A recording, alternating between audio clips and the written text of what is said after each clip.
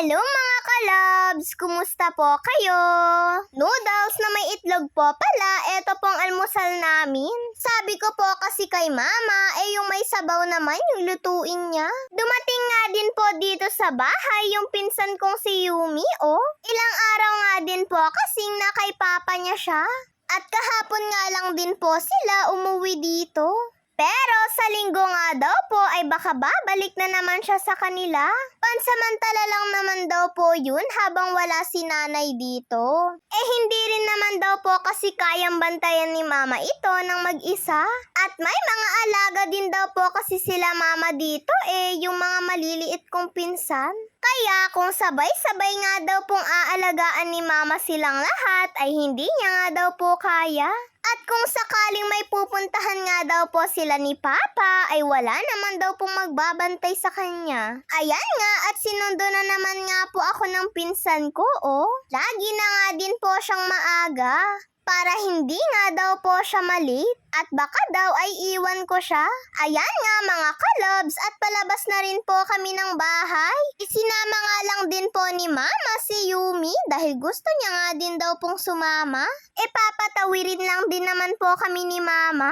Kami pa nga po yung naghihintay sa kanila dahil ang tagal niya nga pong maglakad. At ayaw niya pa nga pong magpahawak ng kamay kay mama. Gusto niya nga po mga kalobs, sasabay siya sa amin. Kaya mahigpit nga po siyang hinahawakan ni mama, baka daw po kasi ay tumakbo siya Ayan mga kalobs, at nakatawid na nga din po kami ng pinsan ko. Pagkadating nga po namin dito sa kalsada ay wala na nga pong masyadong sasakyan, kaya nakatawid nga din po kami kaagad ng pinsan ko. At kaninang tanghali ay sabay-sabay na nga din po kaming kumain nila mama, papa at kuya.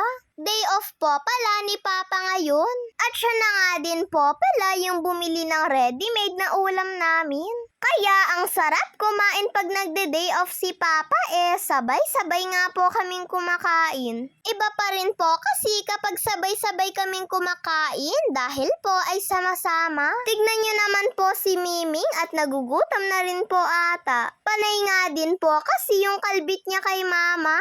Ganyan po talaga yung pusa naming yan. Lagi niya nga pong kinakalabit si Mama sa tuwing kumakain kami.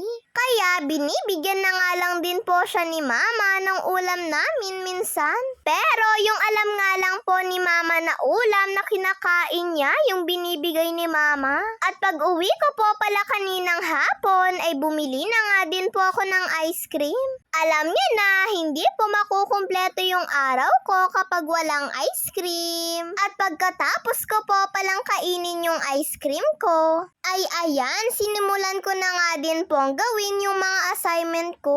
Medyo madami din po kasi kaming mga assignment, kaya kailangan ko nga pong agahan na gawin ito. Alam ko na rin naman po itong gawin mag-isa. At habang nag-a-assignment po pala ako, ay nagluto na nga din po si Mama ng okoy. Paulit-ulit po kasing sinasabi ni Kuya kay Mama na magluto naman po siya ng puso ng saging tapos gawin niya pong okoy. Yung natitira nga po naming puso ng saging, ayan, at ginawa na nga din po ni Mama na okoy. Hindi pa nga po tapos si Mama sa pagluluto ay tinitikman na nga din po nila Papa at Kuya. Sobrang natutuwa na nga din po si Kuya nung nakapagluto si Mama ng ganito.